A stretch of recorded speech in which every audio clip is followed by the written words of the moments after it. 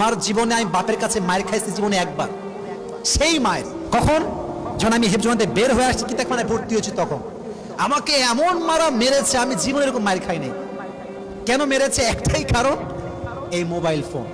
আমি চাইতাম phone use করবো, আব্বা বলতো না, never ever you can't use this smartphone, হবে না, এটা আমার দ্বারা হবে না। তো আমি কি করেছিলাম, চুরি করে ফোন কিনেছিলাম। আমি দুষ্টু ছিলাম, এটা আমি অস্বীকার করি না। তা আমার মনে আছে, আমার বাবা জানতে পেরেছে যে আমি মোবাইল ফোন কিনেছি চুরি করে। আপনি তো কওমি আলেম, আমরা কওমি মাদ্রাসায় পড়েছি, আমরা জানি কওমি মাদ্রাসায় Android phone it is just like হারাম, একদম হারাম, কোনো দলিল লাগবে না, দলিলের কতি লাগবে না, এটা এমনি হারাম। তা আমার বাবা, আমি মোবাইল ফোন কিনেছি, আব্বা জানে, আমাকে মানা করছে যে বাবা রেখে দাও, তোমার বয়স হয়নি, বয়স হলে আমি তোমাকে নিজে কিনে দিব, সমস্যা নাই। আমি মানি নাই। তো এটা হচ্ছে আমার বাসা, this is the gate of our house, এটা হচ্ছে আমাদের দরজা।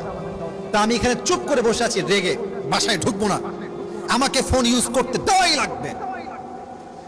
আব্বা আসলো, এসে হুজুর আমার এখানে আছে, এভাবে আমার ঘাড়ে হাত রেখে বললো যে বাবা আসো, বাসায় আসো, তোমাকে ফোন আমি নিজে কিনে দিব, আসো বাসায় আসো। আমি বলছি আমি যাবো না, আমার এখনই ফোন লাগবে। এই যে মায়ের শুরু হলো, মায়ের খাইতে খাইতে আমার মা দৌড়ায় আসছে, ওরা মাইলেন না আপনি। ওই জীবনে একবার মায়ের খেয়েছে বাবার হাতে ফোনের জন্য, ওই যে আমার ঘাড় সোজা হয়েছে, ওই থেকে নিয়ে এই পর্যন্ত আমি আসছি। অতএব তোমরা যারা বাচ্চারা আছো, আব্বা আম্মা রাগ করলে মন খারাপ করবা না, মাথায় রাখবা তোমাদেরকে ধমক দেওয়া হচ্ছে, এটার উদ্দেশ্যই হচ্ছে তোমাদের ভবিষ্যৎ সুন্দর করবে একজন, তিনি কে?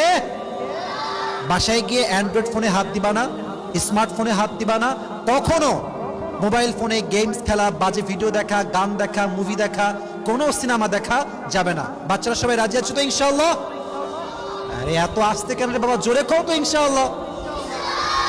আর তোমরা অনেকে কিছুটা বড় হয়ে গেছো, তারাবির নামাজও পড়াতে হবে, আস্তে আস্তে নিয়াত রাখতে হবে। এই যে আমাদের হুজুর বসে আছে আমার ডান পাশে, আমার বাবার অনেক কাছের বন্ধু।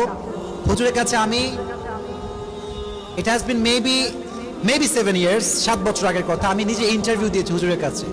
হুজুর আমাকে ভালো নাম্বার দিয়েছেন, আমি সে সময় চান্স পেয়েছিলাম, আমার এখনো মনে আছে। তো ভালো হাফেজ হলে তোমার তারাবি খোঁজা লাগবে না, মানুষ তোমাকে হায়ার করে নিয়ে যাবে।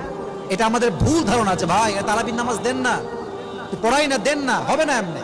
আপনাকে নিজের যোগ্যতায় অর্জন করতে হবে।